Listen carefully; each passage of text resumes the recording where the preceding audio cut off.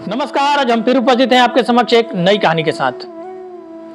आपने अकबर बीरबल की कहानी बहुत सुनी होगी, लेकिन अकबर और बीरबल की पहली मुलाकात कैसे हुई, आज हम उसके बारे में बताएंगे।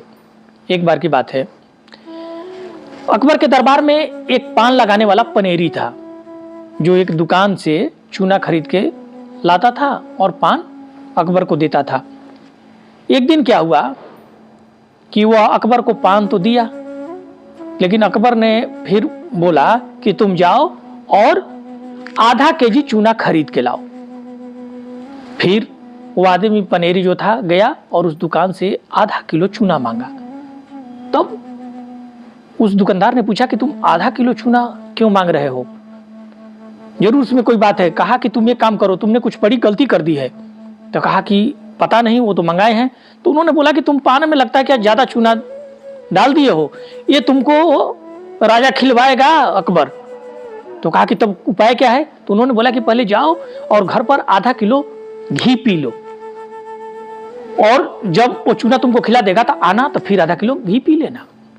तो कहा कि ठीक है। वो घर पर गया पहले और आधा किलो घी पी लिया। उसके बाद चूना लेके गया तो सच में वही बात निकली। अकबर ने कहा कि अबे तू आधा किलो चूना खा जा। और वो आधा किलो चूना खा गया। फिर घर आया तो उसने क्या किया, फिर आधा किलो घी पी लिया। अगले दिन फिर पनेरी पान लेके पहुंचा तो अकबर चकित हो गया। कहा कि अरे तू मरा नहीं, तू जिंदा ही है। आधा किलो चूना खाने के बाद तू जिंदा कैसे है, क्या किया ये बता।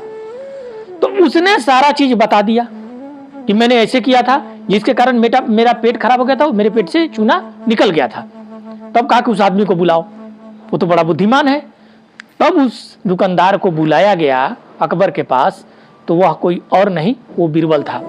उसके बाद बीरबल अकबर के दरबार में 9 रत्नों में एक हो गए। अगर आपको ये कहानी अच्छी लगी है तो इसे लाइक, कमेंट और शेयर करें। साथ ही आप लोगों से हाथ जोड़कर निवेदन है कि आप लोग चैनल को सब्सक्राइब जरूर करें। जय श्री राम।